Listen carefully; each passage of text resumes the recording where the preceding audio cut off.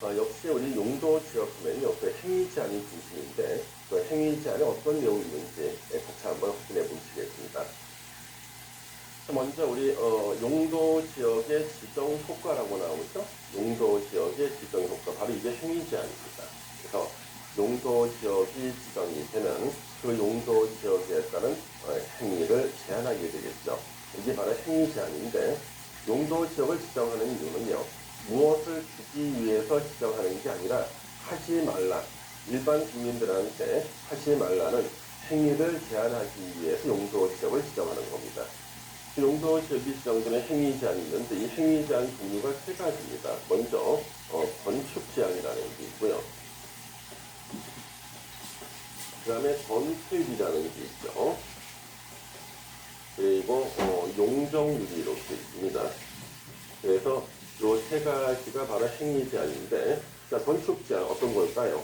우리가 이제 그 법을 따라서 상식적으로 우리 조용한 주택가에서 나이트 클럽 지면 될까요? 안 되겠죠. 왜 못 짓냐 그러면 용도 지역상 건축 제한에 위반이 되는 겁니다. 그래서 어떠한 용도 지역에는 어떠한 종류의 건물을 지을 수 있다, 못 짓는다. 이게 바로 건축 제한이고요. 자, 건폐율. 우리 건폐율은 소화 목적으로 만든 거죠. 소화. 불 끄는 목적입니다. 그래서 100평의 대지를 가진 사람, 아무런 규제가 없다 그러면 건물 몇 평 짓기를 원할까요? 100평 다 짓기를 원할 겁니다. 그러면 옆에 사람도 100평 다 짓고, 뭐 어느 마을에 건물이 100개가 있다면 100개의 건물은 다 붙어 있을 거예요. 근데 가운데 건물이 불이 나죠. 그러면 그 마을은 다 통째로 불에 타버리고 맙니다. 그래서 건물과 건물 사이에 빈 공간을 만들어야 돼요. 그래야지만 건물이 불나도 옆에 건물에 옮겨 붙지 않고, 불났을 때 불구로 들어갈 공간도 확보할 수가 있습니다. 그래서 건폐율을 규제하는 목적은요, 소화 목적이에요. 그래서 100평의 대지에 건물을 50평만 지어라 그러면 이것을 건폐율 50%라고 그러고, 그러면 대지 면적의 50%는 공지로 남겨두는 거죠. 불났을 때 불구로 들어갈 공간이 있고, 옆에 건물과의 거리가 생기니까 불이 옮겨 붙지도 않겠죠. 이 건폐율은 소화 목적으로 규제를 하는 거고요. 그다음 이 용적률은요, 건축물의 높이와 인구수를 간접적으로 규제하는 게 바로 이 용적률이 되겠습니다. 용적률은 건물의 이제 부피를 말하는 건데요. 용적률이 커지잖아요. 건물의 층수가 높아져요. 높이가 높아지니까 옆에 다른 건물의 밀조건을 침해할 수가 있고요. 그 다음에 건물의 부피가 커진다고, 용적률이 커지면은요, 그러면 그 건물 안에 살 수 있는 사람 수가 늘어나죠. 바로 인구수가 증가하게 된다는 겁니다. 그래서 건축물의 높이와 인구수를요, 간접적으로 규제할 때는 용적률을 사용하고요. 이 용적률은 건축물의 우리 건축 제한, 건폐율, 용적률 세 가지를 갖다 우리가 행위 제한 그러죠. 행위 제한 중에서 사실상 아주 강력한 행위 제한이 되는 겁니다. 자, 행위 제한 종류 세 가지가 나오는데요. 자, 먼저 우리 건축 제한부터 하나씩 자세히 보시겠습니다. 자, 건축 제한의 원칙, 용도 지역에서의 건축물이나 그 밖의 시설의 용도, 종류, 규모 등의 제한에 관한 사항은 대통령령으로 정합니다. 이 대통령령은요, 국토계획법 시행령이 있어요. 요 시행령 별표에 나와요. 시행령 별표. 이 별표가 20페이지가 넘어요. 그렇죠? 엄청나게 많다. 20페이지 넘는 이 별표를 여러분이 다 외울 것인가? 이거는 불가능하거든요, 사실. 그렇죠? 그래서 국토계획법 시행령 별표에 나온 것을 이제 몇 가지를 갖다가 중요한 것을 이제 정리를 한 겁니다. 그래서 우리 시험을 대비하시는 분들은요, 이 정도 체크하시면 지금까지 나왔던 기출문제 중에서 두 문제를 빼고 다 맞힐 수가 있습니다. 요 공부하시면 지금까지 기출문제 두 문제를 빼고 다 맞힐 수가 있다는 거죠. 그러면 요 두 문제는 어떻게 하냐? 이거는요, 우리 기본서에 나오는 그 한 20페이지 넘는 건축 제한 표 있죠. 국토계획법 시행령 별표를 외우시면 됩니다. 이거 되게 외우다가 시험 보통 포기하시는 분들이 많은데, 그래서 그 두 문제라고 할지라도 요걸 공부하시는 5개 지문 중에 2개 지문으로 정답이 압축이 되고 정상적인 사람이라면 2개 중에 하나를 찍을 수가 있는 그런 문제였습니다. 정확하게 맞히고 싶으시면 외우셔도 되고요. 말리진 않겠습니다만 그 외우신 분들 중에서 잘된 분은 사실 없습니다. 자, 이 정도 먼저 보시겠는데요. 일단 가장 중요한 것이 단독주택을 지을 수 없는 곳, 유통상업지역, 트럭이 많이 왔다 갔다 하는 곳이라고 그랬죠. 차량집이나 차고지 이런데. 그래서 너무 시끄럽고 차가 많이 지나다니니까 사람 칠 수도 있잖아요. 그래서 단독주택 못 짓게 합니다. 전용공업지역, 중화학이나 공해성 공업하는 곳이죠. 역시 여기도요. 공해가 심해요. 주택 짓고 살다가 사람 다 죽을 수 있습니다. 그래서 못 짓게 합니다.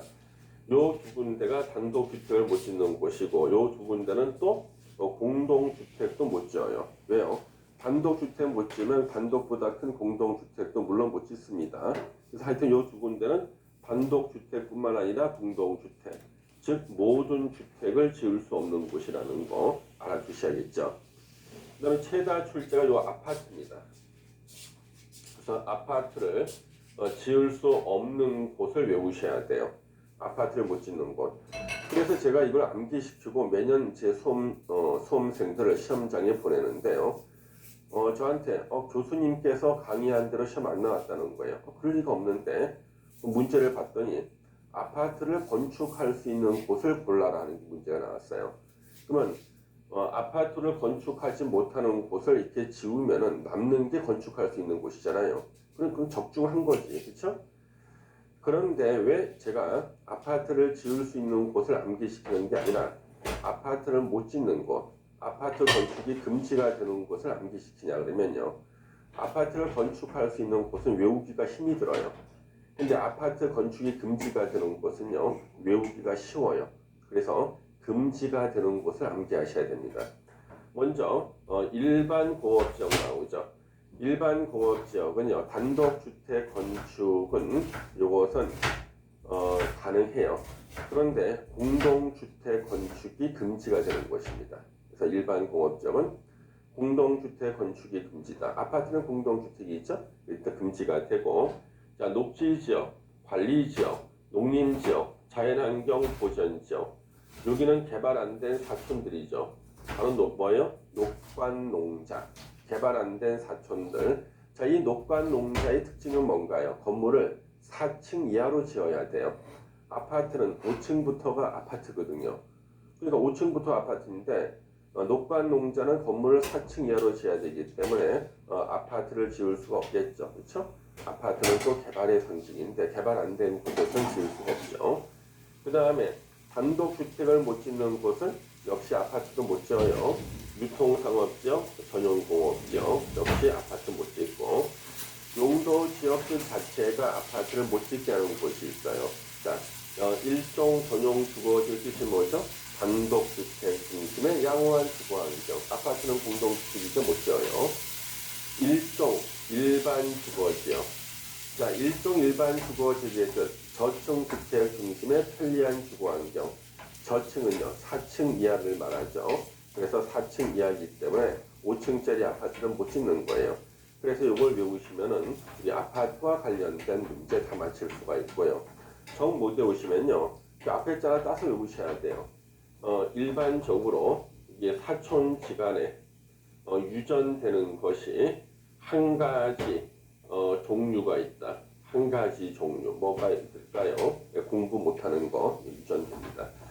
그래서 이제 위락시설 있죠. 자, 여러분이 좋아하시는 위락시설은요, 상업지역에서만 건축이 가능합니다. 그래서 위락시설이 보인다, 그럼 거기가 상업지역이다 그런 뜻이죠. 그 다음에 일종 근린생활시설은요, 모든 용도 지역에서 다 가능합니다. 일종 근생은요. 그 다음에 이종 근린생활시설. 자, 우리가 생활에 꼭 필요한 조용한 주택가에서 볼 수 있는 게 일종 근생이죠. 그래서 뭐 휴게 음식점이라든가 분식집 같은 거, 그다음 미용실, 그다음에 뭐 이발소 이런 것들이 다 일종 근생이고, 이종 근생은요 있으면 좋고 없어도 그만인 거. 주택가에서는 볼 수 없고요. 원래 이제 길가에서 볼 수 있는 게 이종 근생입니다. 근데 이종 근생이라 할지라도요, 종교 집회장, 바닥면적학교 500제곱미터 미만짜리 종교 집회장은 모든 용도 지역에서 가능하다. 즉 그 말은 전용 주거 지역에서도 가능하다는 거예요. 이게 어떤 의미를 갖냐 그러면요. 자, 원래 이종 근린 생활시설은요, 조용한 주택가에선 못 짓게, 그러니까 전용 주거 지역은 못 짓게 법을 만들었습니다. 그러니까 이종 근린 생활시설의 대표가 단란주점, 안마시설소, 노래 연습장 이런 것들이거든요. 이런 거는 조용한 주택가인 전용 주거 지역, 1종이든 2종이든 전용 주거 지역 못 짓게 하는 게 원칙인데, 우리 헌법에 종교의 자유가 있거든요. 그래서 교회나 절이나 성당 같은 종교 집회장이 500제곱미터 미만은요, 요거 전용 주거 지역에 지을 수 있다. 그래서 전용 주거 지역에 지을 수 있다. 그래서 모든 용도지에 가능하다. 이 말은 다른 말로 전용 주거 지역에 지을 수 있다. 이렇게 기억하시면 되겠습니다. 그래서 이종 근생 중에서 전용 주거 지역에 지을 수 있는 것은 딱 한 개, 500 미만의 종교 집회장. 그러면 이거 하나 가지고 수많은 기출 문제를 맞췄습니다. 자, 우리 주류 판매가 허용되는 음식점이 일반 음식점입니다. 자, 일반 음식점 있죠. 자, 요 일반 음식점은요, 이종 근생인데 전용 주거 지역에 설치할 수 있는가? 못해요. 왜요? 이종 근생 중에서는 전용 주거 지역에는 오로지 500제곱미터 이하의 종교 집회장만 가능합니다. 우리 참고로요, 참고로 하나 설명을 드리면 우리나라에서 음식점은요, 두 종류가 있어요. 먼저 일반 음식점이 있고요, 휴게 음식점이 있습니다. 그러면 일반 음식점과 휴게 음식점을 구별하는 기준이 뭐냐는 거예요. 요 기준이 뭔가? 요 기준은요, 일반 음식점은 주류 판매가 허용되는 음식점이에요. 휴게 음식점은요, 주류 판매가 금지되는 음식점입니다. 그래서 우리가 일반 음식점 허가를 받아서 거기서 음식점 하는데 가보면은 어떤 게 있습니까? 무슨 뭐 갈비집 이런 데 있죠? 고깃집 다 술 팔고 있잖아요. 그렇죠? 여기 갈비 2인분에 참이슬 한 병 주세요. 막 그러잖아요. 거의 다 일반 음식점이고, 휴게 음식점은 주류 판매가 금지가 됩니다. 뭐 김밥 천국, 만두집, 분식집이 다 휴게 음식점이죠. 음식점인데 주류 판매가 금지가 돼요. 가끔 우리 이런 분들이 있습니다. 어떤 아저씨가 참이슬 한 병 이렇게 들고 와요. 그리고 근처에 만두집에 갑니다. 이 휴게 음식점이거든요. 고기만두 1인분만 달라는 거예요. 그래서 고기만두 1인분하고 자기가 소주 한 병 마시고 가겠다는 거, 안주 삼아서. 그건 주인한테 절대 안 된다 그러거든요. 여기는 술 드시면 안 됩니다. 이거 발각되면은요, 영업허가 취소당해요. 그러면 웃깁니다. 한 병만 마시고 가겠다고 대화가 안 돼요. 예. 공법을 공부 안 하신 분이라서. 자, 그런 분한테 어쩔 수 없이 그냥 고기만두 주인 아저씨께서 이만한 이제 글라스를 하나 주죠. 컵. 여기에다가 소주 다 부으세요. 다 붓고 난 다음 소주병을 뺏어갑니다. 그래서 물처럼 마시라고.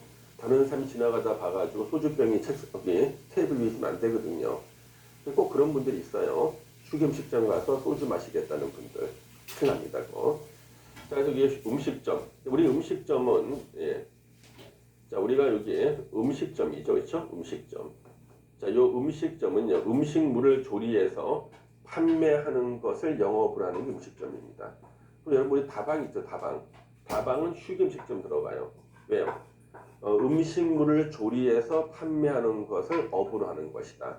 이때 음식물 뒤에 가루가 있어요. 다류 포함이라 되어 있어요. 다류. 차 종류도 포함한다. 그러면 차를 조리해서 판매하는 것을 영업으로 하는 데가 다방이죠. 그래서 다방은 휴게 음식점으로 들어가는 거예요. 휴게 음식점으로요. 다방도 안 팝니다. 그래서 우리가 법적으로는요, 김밥 천국하고요, 다방은요, 둘 다 술 안 파는 음식점이기 때문에 휴게 음식점으로서 법적인 취급이 같아요. 근데 우리 머릿속에는 왠지 다방 그러면 이미지 안 좋을 수가 있지 않습니까? 예, 다방 내지라 그러죠. 그래서 다방 내지들 때문에 조금 안 좋을 수가 있겠지만 절대 법적으로는 휴게 음식점이라는 거예요. 음식점은 술 파는 일반, 술 안 파는 휴게 음식점 두 가지로 나누어지고, 그러면 일반 음식점은 2종 근생인데 이종 근생이기 때문에 전용 주거 지역에 허가가 안 나와요. 못 지어요. 그래서 이종 근생 중에서는 오로지 종교 집회장만 전용 주거 지역에 지을 수 있다. 500 미만짜리. 그 다음에 초등학교, 중학교, 고등학교가 금지가 되는 것은 전용 공업지역 금지입니다. 왜요? 예, 공해가 심하니까 금지. 그러면 아까 유통상업지역은 가능하다는 거죠. 유통상업지역은 시끄럽죠. 시끄러울 때는요, 방음벽 이거 설치하면은요, 공부할 수가 있잖아요. 그렇죠? 방음벽 설치하면 학교 세울 수 있습니다. 공부할 수 있으니까. 근데 공해가 심한 전용 공업 지역에서는요, 방독면을 끼고는 공부할 수 없잖아요. 그렇죠? 네, 그래서 초, 중, 고등학교는 전용 공업 지역만 금지가 되고 나머지는 다 건축할 수 있다. 묘지 관련 시설은요, 자, 우리 묘지 관련 시설, 화장 시설, 납골당 이런 건데요. 이런 것들은요, 개발 안 된 곳에서만 설치가 가능해요. 뭐 개발 안 된 곳이 어딥니까? 녹관 농자죠. 녹관 농자에서만 설치가 가능하다. 이제 숙박시설이 나오는데요. 자, 숙박시설. 이걸 뭐 시험에는 안 나왔고 참고로 하시면요. 뭐 상업적이나 중공업이나 관리나 관리지역 자연녹지지역, 단 자연녹지지역 관광지일 때 가능한데 이걸 외우라는 게 아니라 하나만 기억하시는 거예요. 숙박시설은 주거지역에서는 안 된다는 거죠. 자, 주거지역에서는 숙박시설 설치가 안 된다. 이거 기억하시면 되겠어요. 왜요? 주택가에 왔으면 자기네 집 근처에 왔으면 집에 가서 자라는 거예요. 이렇게 괜히 모텔 가지 말고 집에 가서 자라. 그래서 주거지역에서는 숙박시설이 안 된다. 이거 기억하시면 되겠네요. 자, 우리 건축 제한에 관한 특별 규정. 자, 특별 규정이 있는데 여기 보시면 취락지구는 대통령령. 이 뭐예요? 국토계획법 시행령으로 합니다. 개발진흥지구도 국토계획법 시행령. 복합용도지구도 국토계획법 시행령으로 건축 제한에 어떠한 종류 건물 짓느냐 못 짓느냐. 농공단지는요. 농사도 짓고 공업도 하는 농공단지 산업입지 및 개발에 관한 법률에 따라 건축 제한하고요. 또 이제 농림지역 중에서입니다. 이 말을 반드시 써야 돼요. 예전에 16회 시험 때 저 말 안 쓰고 냈다가 다 맞춰준 적이 있습니다. 자, 농림지역 중에 있는 농업진흥지역은 건축 제한을 요거 농지법을 합니다. 보전산지에서는 산지관리법, 풀밭, 초지일 때는요 초지법으로 건축 제한을 한다는 거죠. 그 다음에 자연환경 보전 지역 중에서 이 말 반드시 써줘야 돼. 다른 지역 안 돼요. 자연환경 보전 지역 중에 있는 공원구역에서는요 자연공원법으로 건축 제한, 상수원 보호구역 수도법으로 합니다. 문화재, 천연기념물 보호구역일 때는 문화재 보호법으로, 해양 보호구역일 때는 해양 생태계 보전 및 관리에 관한 법률에 따라서 건축 제한을 합니다. 자, 수산자원 보호구역에서는요 수산자원 관리법으로 건축 제한한다. 이건 뭐 자주 나오는 건 아니지만 한 번은 봐두셔야 돼요. 예전에도 시험 나온 게 있거든요.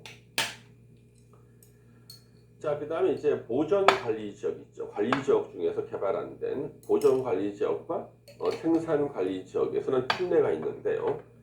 보전관리지역이나 생산관리지역에 대해서 농림부 장관이나 해양수산부 장관이나 환경부 장관, 산림청장이 주무부 부서장들이죠.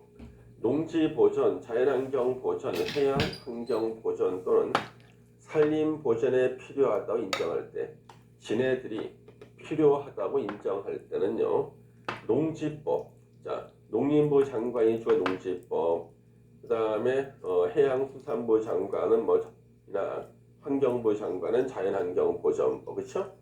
야생생물 보호 및 관리에 관한 법률이나 해양생태계 보전 및 관리에 관한 법률, 또 산림청장, 산림자원의 조성 및 관리에 관한 법률, 다 자기가 주관하는 법률에 따라 건축물이나 그 밖의 시설의 용도, 종류, 규모 등을 제한할 수 있다. 언제요?